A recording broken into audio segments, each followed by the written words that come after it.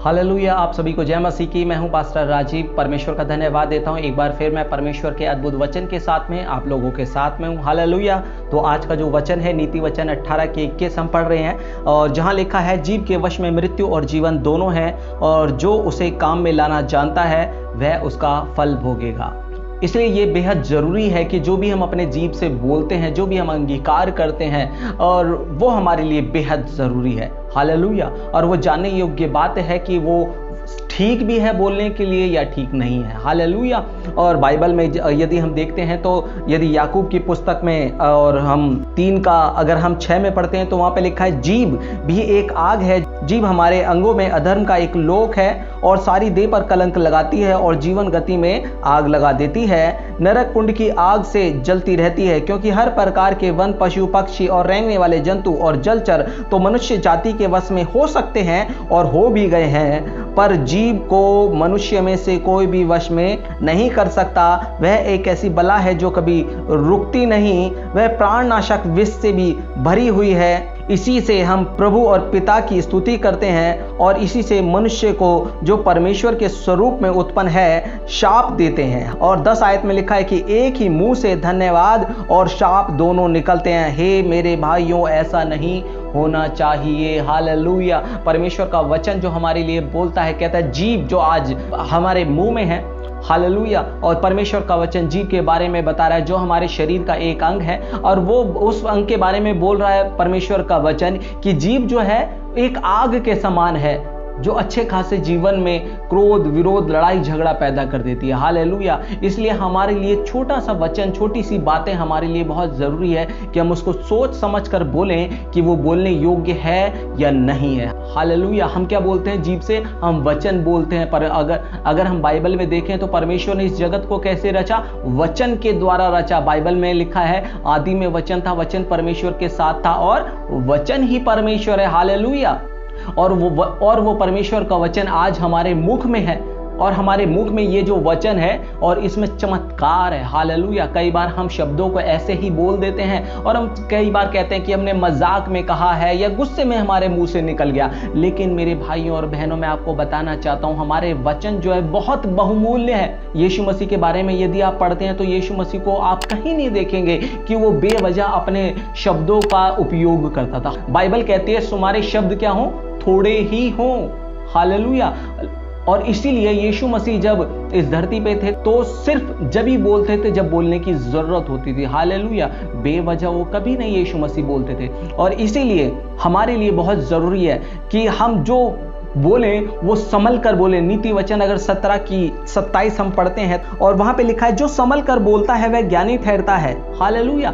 परमेश्वर का वचन कह रहा है हमारे बोलने के बारे में कि जो संभल कर बोलता है, और बहुत जरूरी है हम लोगों को कि हम जो भी बोले वो संभल कर बोले। पहले तोलें, पहले यहाँ पर तोलें। हालेलुया। अपने मन में तोलें, हमें सोच समझकर अपने दिमाग से सोचें कि ये जो बोलना जा रहे हैं, क्या ये बोलने योग्य है भी या नहीं है। और इसलिए अपने शब्दों पर नियंत्रण रखना हमारे लिए बहुत जरूरी है। वो कह रहा है नीति वचन में कि जो कोई संभल कर बोलता है वह ज्ञानी ठहरता है। हालेलुया। इसलिए आज के दिन हम जो बातें कर रहे हैं, अपने शब्दों के लिए बातें कर रहे हैं कि इन शब्दों से हम क्या करते हैं। इन शब्दों से हम परमेश्वर की महिमा भी करते हैं। इन शब्दों से कई बार गलत बात हम मुंह से निकाल देते हैं, और इन्हीं शब्दों से हम अपने लिए अंगीकार भी करते हैं। पिछली बार हमने बच्चों के विषय में हमने बात करी थी कि कई बार हम बच्चों को कई नकारात्मक बातें बोलते हैं। हम बच्चों को बेवकूफ़ बोल देते हैं, गधा बोल देते हैं, और कई बार तो हम बच्चों को शैतान बोल देते हैं कि बड़ा शैतान बच्चा है ये। हालेलुया। तो क्या हम जो बोल रहे हैं, क्या हम इस पे विश्वास करते हैं कि हमारे बच्चे शैतान बन जाएं बड़े होके, या वो बेवकूफ़ रह जाएं, या वो गधे हो जाएं? इस विषय में हम पिछली बार हमने काफ़ी बातचीत की थी, और यदि आप इस वीडियो को देखना चाहते हैं तो डिस्क्रिप्शन में आपको उस वीडियो का लिंक मिल जाएगा, आप ज़रूर उस वीडियो को देख सकते हैं। तो आज हमारा जो विषय है बोलने के विषय में, कि हम जो बोलते हैं, जीभ से हम जो भी बोलते हैं, और हमारे लिए बहुत ज़रूरी है कि हम सोच समझ कर बोलें, क्योंकि हमारे शब्दों में क्या है? चमत्कार है। हालेलुया। हमारे शब्दों में हमारा भविष्य छुपा हुआ है आने वाले दिनों का। हालेलुया। इसलिए अगर हम चाहते हैं कि हमारा आने वाला भविष्य अच्छा हो, तो हमें ज़रूरत है कि आज हम अपने मुंह पर नियंत्रण रखें। हालेलुया।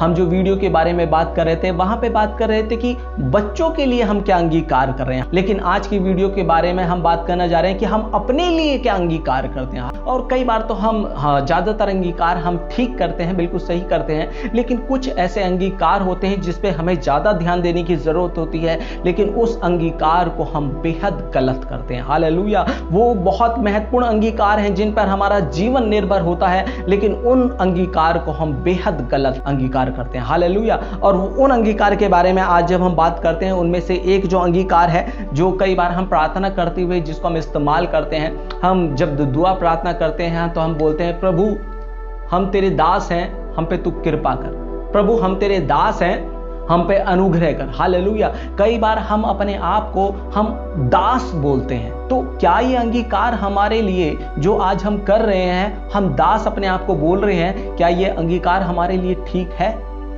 आप में से बहुत सारे लोग कहेंगे कि ये अंगीकार बिल्कुल ठीक है, क्योंकि वचन भी इस प्रकार बताता है। हाँ, बताता है। हालेलुया। और क्योंकि कुछ वचनों में इस प्रकार लिखा हुआ है, यदि पहला पत्रस 2:16 पढ़ते हैं तो वहां पर लिखा हुआ है, अपने आप को स्वतंत्र जानो पर अपनी इस स्वतंत्रता को बुराई के लिए आड़ ना बनाओ, परंतु अपने आप को परमेश्वर के दास समझकर चलो। हालेलुया। आप में से बहुत सारे लोग बोलेंगे, कह रहे देखो इस वचन में खुद परमेश्वर का वचन कह रहा है कि तुम्हें अपने आप को कैसा समझकर चलना है, दास समझना है। हालेलुया। और भी परमेश्वर के वचन में आज आपको बताना चाहूंगा, अगर याकूब की पुस्तक उसकी 1:1 में देखते हैं तो वहां पे भी दास शब्द का प्रयोग है। वहां पे जब हम पढ़ते हैं याकूब 1:1 में तो वहां पे लिखा है, परमेश्वर और यीशु मसीह के दास याकूब की ओर से उन 12 गोत्रों को जो तितर पितर हो गए थे नमस्कार पहुंचे। हालेलुया। यहां पे भी परमेश्वर और यीशु मसीह के दास के बारे में बोला गया है। हालेलुया। एक दास शब्द का इस्तेमाल किया गया है। मैं आपको कुछ आयतें यहाँ पे बताना चाहूंगा, क्योंकि आपके मन में कई बार वो आयतें होंगी और जिनको लेके आप बोलते होंगे कि अरे यहाँ पे तो परमेश्वर का वचन दास बोल रहा है, तो यदि हम अपने आप को अगर दास बोल रहे हैं तो उसमें गलत क्या है। हालेलुया। मैं एक और वचन पढ़ रहा हूं, 2 तीमुथियुस 2:24 आयत, और वहां पे लिखा है, प्रभु के दास को झगड़ालू नहीं होना चाहिए। यहां पे भी प्रभु के दास बोला जा रहा है। हालेलुया। कि प्रभु के दास को झगड़ालू नहीं होना चाहिए। मैं आपको कुछ आयतों को दे रहा हूं जो यहां पे स्क्रीन पे आप देख रहे हैं। हालेलुया। और यहां पे बाइबल में बिल्कुल एक क्लियरली एक शब्द का इस्तेमाल किया है जो दास लिखा हुआ है। हालेलुया। और एक आयत की तरफ मैं आपको ले जाना चाहता हूं, फिलिपियो 2:6 और 7 पद, जहां लिखा है, जिसने परमेश्वर के स्वरूप में होकर भी परमेश्वर के तुल्य होने को अपने वश में रखने की वस्तु ना समझा, वरन अपने आप को ऐसा शून्य कर दिया और दास का स्वरूप धारण कर लिया और मनुष्य की समानता में हो गया। हालेलुया। यहाँ पे बहुत सारे लोग कहेंगे, अरे देखो वहां पर तो हम अपने लिए दास बोल रहे हैं, लेकिन यहाँ पे देखो यीशु मसीह तो खुद अपने लिए दास बोल रहा है। हालेलुया। यदि यीशु मसीह अपने लिए दास बोल रहा है तो अगर हम अपने आप को दास बोलते हैं तो इसमें कौन सी गलत बात है। हालेलुया। अभी ये वचन जो है, अभी हम बिल्कुल क्लियर तरीके से एक एक वचन को हम पढ़ते चले जाएंगे। हालेलुया। और मैं एक वचन और पढ़ रहा हूं, 1 कुरिन्थियों 9:19 आयत, और जहां पे लिखा है, क्योंकि सबसे स्वतंत्र होने पर भी मैंने अपने आप को सबका दास बना दिया कि अधिक लोगों को खींच लाऊं। हालेलुया। यहाँ पे 1 कुरिन्थियों में हम जानते हैं कि ये 1 कुरिन्थियों किसने लिखा है, ये पौलुस ने लिखा है, और पौलुस भी अपने आप को बोल रहा है कि मैंने अपने आप को कैसा बना लिया, दास बना लिया। हालेलुया। अभी तक हमने ये सारी आयतों को देखा है, और ये जो सारी आयतें आप देख रहे हैं ये हिंदी ट्रांसलेशन है एक्चुअली, और लेकिन ये जो बाइबल है ये हिंदी ट्रांसलेशन में ओरिजिनली नहीं है। आप जानते हैं कि ये दूसरी भाषा में है, लेकिन हम जो अभी ये वचन को पढ़ रहे हैं ये हिंदी ट्रांसलेशन है। हालेलुया। लेकिन इन वचनों का यदि हम इंग्लिश ट्रांसलेशन देखते हैं KJV वर्जन में, तो वहां पे आप देख सकते हैं जितनी भी हमने आयतें अभी तक पढ़ी हैं, वहां पे जो दास का इंग्लिश ट्रांसलेशन अगर बोला जाए तो दास का जो इंग्लिश ट्रांसलेशन होता है, दास का मतलब होता है स्लेव। हालेलुया। लेकिन यहां पे जब आप इंग्लिश के वर्जन में आप पढ़ते हैं तो यहां पे दास का जो इंग्लिश ट्रांसलेशन मिलता है, यहां पे आपको सर्वेंट मिलता है। हालेलुया। सर्वेंट मिलता है, लेकिन जो सर्वेंट है उसका अगर हम हिंदी में देखें तो उसका मतलब होता है सेवक। हालेलुया। दास और सेवक। आप में से बहुत सारे बोलेंगे, अरे इनमें अंतर क्या है? दास और सेवक दोनों लगभग सेम ही बातें। हालेलुया। लेकिन आज मैं बताना चाहता हूं कि दोनों बेहद अलग अलग बातें हैं। हालेलुया। और इसको हमें बड़ी गंभीरता से सोचने की जरूरत है। हालेलुया। दास और सेवक में बहुत अंतर होता है। हालेलुया। दास के बारे में अगर देखें, आपने बाइबल में भी देखा होगा और आपने पुराने इतिहास में भी देखा होगा कि दास का जो मतलब होता है, दास का मतलब होता है गुलाम। हालेलुया। और गुलाम जो होता है, गुलाम में और सेवक में अंतर है, जैसे कि आप देख सकते हैं स्क्रीन पर। और अगर दास के बारे में हम बात करते हैं तो दास जो है वो मालिक के लिए जो सेवा करता है वो बिल्कुल मुफ्त में करता है। हालेलुया। उसके लिए उसको कोई प्रतिफल नहीं मिलेगा। लेकिन जब सेवक किसी की सेवा करता है, हो सकता है कि वो अपने स्वयं की इच्छा से सेवा कर रहा हो और जिसके लिए उसको प्रतिफल की आशा ना हो, लेकिन उसको उसका प्रतिफल भी मिलता है। हालेलुया। जिस प्रकार अगर हम परमेश्वर के बारे में देखें तो हम परमेश्वर के सेवक हैं। हम जितना भी हम कार्य कर रहे हैं परमेश्वर के लिए, उसके लिए परमेश्वर हमें प्रतिफल देता है। हालेलुया। बाइबल में लिखा है, यदि आप परमेश्वर के जन को यदि एक गिलास भी अगर पानी पिलाते हैं तो परमेश्वर इसके लिए आपको प्रतिफल देता है। यानी कि परमेश्वर के लिए किया गया छोटे से छोटा काम का भी आपको प्रतिफल मिलेगा। हालेलुया। लेकिन जो गुलाम होता है उनको कुछ मिलता नहीं है। हालेलुया। उनको मुफ्त में अपने मालिक के लिए कार्य करना पड़ता है और मजबूरन करना पड़ता है। उसको दबाव में, जबरदस्ती, उसको मजबूरन अपने मालिक के लिए सेवा करनी पड़ती है, क्योंकि वो क्या है, अपने मालिक का गुलाम है। लेकिन जो सेवक होता है उसके ऊपर किसी प्रकार का दबाव नहीं होता, चाहे वो अपने मालिक की सेवा करे चाहे ना करे। उसमें वो स्वयं की मर्जी है कि अगर उसका हृदय करता है, उसका मन करता है कि वो परमेश्वर की सेवा करना चाहता है, अपने मालिक की सेवा करना चाहता है तो वो कर सकता है। और बहुत सारे लोग हैं जो नहीं करते हैं। हालेलुया। तो इसमें परमेश्वर की तरफ से या उसके मालिक की तरफ से कोई दबाव नहीं होता।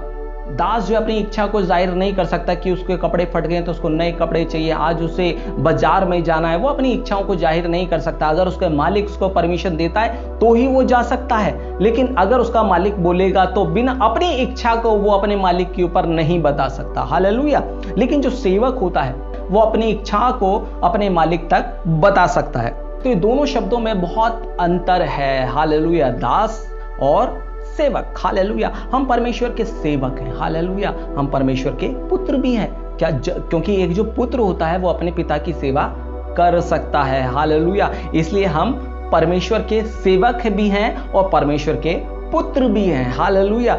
हम सेवक से बढ़कर हम परमेश्वर के पुत्र हैं। केवल हम अपने आप को सेवक ना समझे, हम सेवक से भी बढ़कर हैं। हालेलुया। हम परमेश्वर के पुत्र हैं। हालेलुया। लेकिन जो एक पुत्र होता है वो भी तो अपने माँ बाप के सेवा कर सकता है। उसी प्रकार हम अपने परमेश्वर की सेवा करते हैं, इसलिए हम परमेश्वर के सेवक भी कहलाते हैं। हालेलुया। और अगर हम देखें कि परमेश्वर हमें क्या कहता है, अभी तक तो हमने पढ़ा और ये जाना कि अभी तक हम शायद ये सोचते थे कि हम अपने आप को क्या बोलते हैं, हम अपने आप को दास बोलते हैं, तो इसमें गलत क्या है। लेकिन क्या परमेश्वर आपको दास बोलना चाहता है?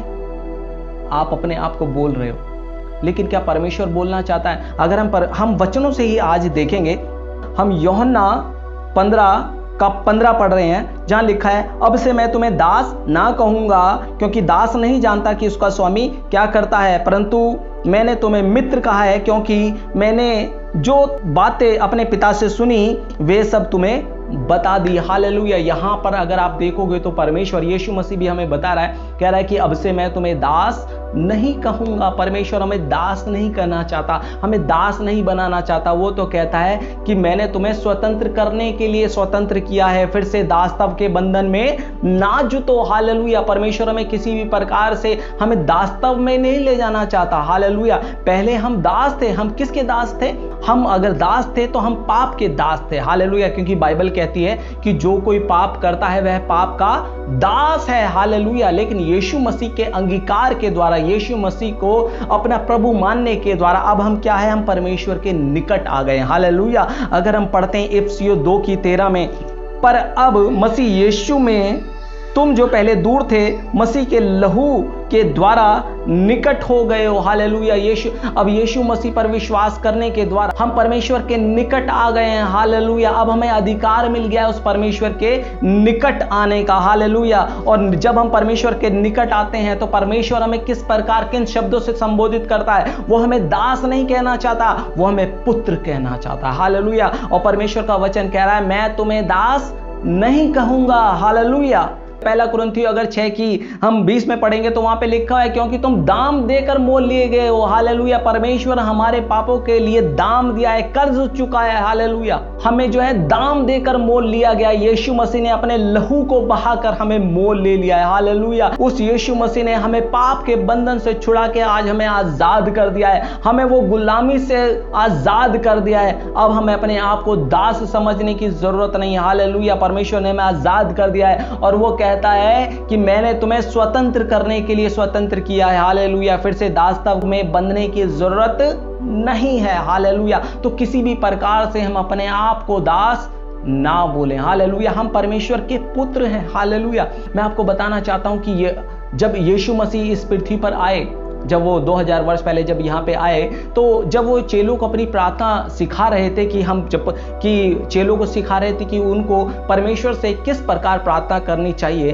तो यीशु मसीह उन्हें सिखाते हैं कि तुम इस प्रकार प्रार्थना करो कि हे हमारे पिता, तू जो स्वर्ग में है, तेरा नाम पवित्र माना जाए। हालेलुया। इस वचन में हम देखते हैं कि यीशु मसीह परमेश्वर से कैसे प्रार्थना करना सिखा रहा है। वो परमेश्वर को पिता करके संबोधित कर रहा है। हालेलुया। यीशु मसीह से पहले जितने भी लोग थे वो परमेश्वर को कभी पिता करके संबोधित करके वो प्रार्थना नहीं किया करते थे, लेकिन यीशु मसीह जब आया तो उन्होंने बताया कि परमेश्वर हमारा पिता है। हालेलुया। और वो कहता है कि तुम इस प्रकार प्रार्थना करो कि हे हमारे पिता, तू जो स्वर्ग में है, तेरा नाम पवित्र माना जाए। वहां पे यीशु मसीह बताता है कि हमारा और हमारे परमेश्वर का जो संबंध है वो बाप और बेटे का संबंध है। हालेलुया।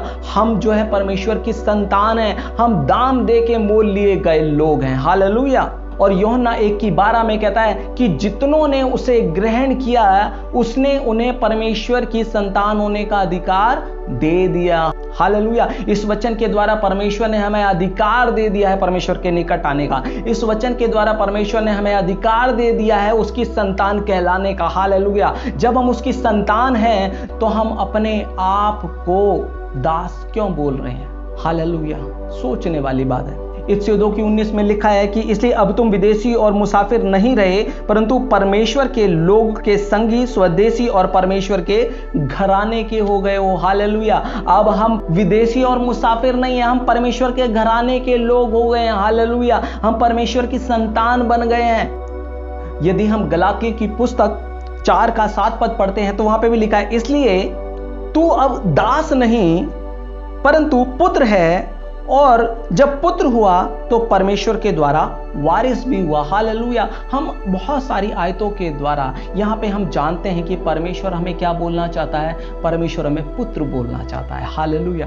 परमेश्वर जो हमसे संबंध रखना चाहता है वो पिता का और बेटे का संबंध रखना चाहता है। वो आपको पुत्र बोलना चाहता है। हालेलुया। और हम जिस शब्द से अपने आप को संबोधित करें, हम अपने आप को उसका बेटा बोले, अपनी संतान बोले।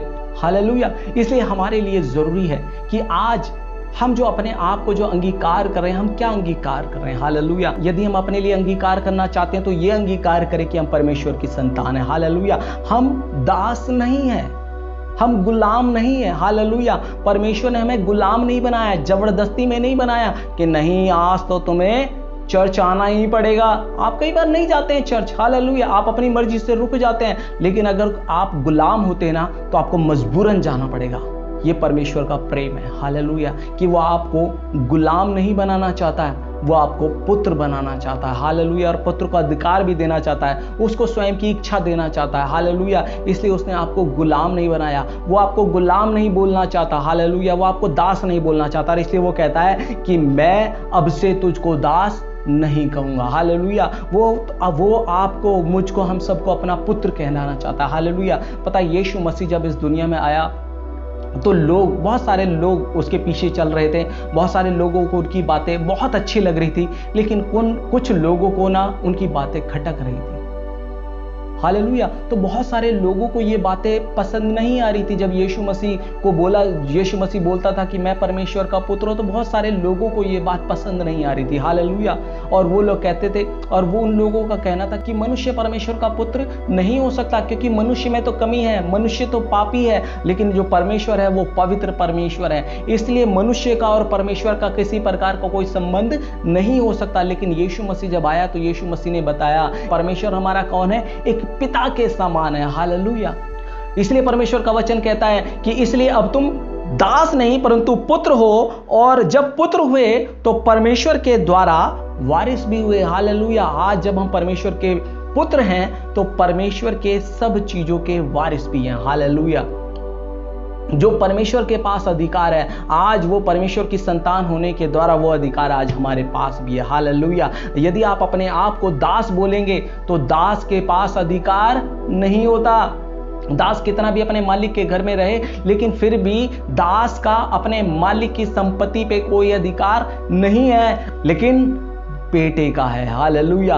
और हम उस परमेश्वर के बेटे हैं। हालेलुया। इसलिए जिस प्रकार पिता की चीजों पर उसके बच्चों का अधिकार होता है, उसी प्रकार आज परमेश्वर की बातों पर हमारा भी अधिकार है। हालेलुया। जिस प्रकार परमेश्वर की बातें होती थी कि परमेश्वर कहता था कि ऐसा हो और वैसा हो जाता था। हालेलुया। आज वो परमेश्वर ने अधिकार उसके पुत्र होने के द्वारा आज वो अधिकार हमें मिला हुआ है। हालेलुया। आज यीशु मसीह हमसे कहता जो कुछ तुम मेरे नाम से मांगोगे उसको मैं करूंगा। हालेलुया। आज वो अधिकार हमें मिला हुआ, उस यीशु मसीह के नाम के द्वारा वो अधिकार हमें मिला है। इसलिए यीशु मसीह का वचन कहता है जो कुछ तुम मेरे नाम से मांगोगे उसे मैं करूंगा। हालेलुया। क्योंकि हम कौन हैं? हम उसके पुत्र हैं। हालेलुया। यदि हम अपने आप को दास कहेंगे तो वो अधिकार हमें नहीं मिलेंगे, क्योंकि दास घर में चाहे कितना भी काम करे लेकिन उसको उस घर का मालिक नहीं बनाया जाएगा। हालेलुया। मालिक तो पुत्र ही बनेगा। हालेलुया। तो हमारे लिए आज बहुत सोचने की जरूरत है कि आज हम अपने अंगीकार को ठीक करें। हालेलुया।